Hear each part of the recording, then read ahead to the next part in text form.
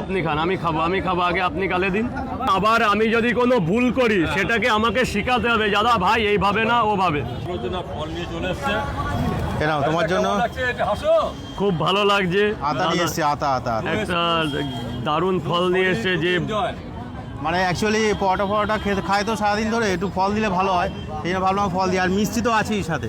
এই যে দাদা, এটা ভাঙবো না রেখে দেবো? না না, বাড়ি থেকে খেও, বাড়ি থেকে খেও। তাহলে এই যে দাদা জিকোদার এই যে অনেক অমূল্য জিনিস নিয়ে এসছে, আর একটু মিষ্টি মুক্ত দর্শকদের মধ্যে দেখিয়ে দিলাম। এটাকে আতা বলে, খুবই দামি, খুবই পপুলার জিনিস।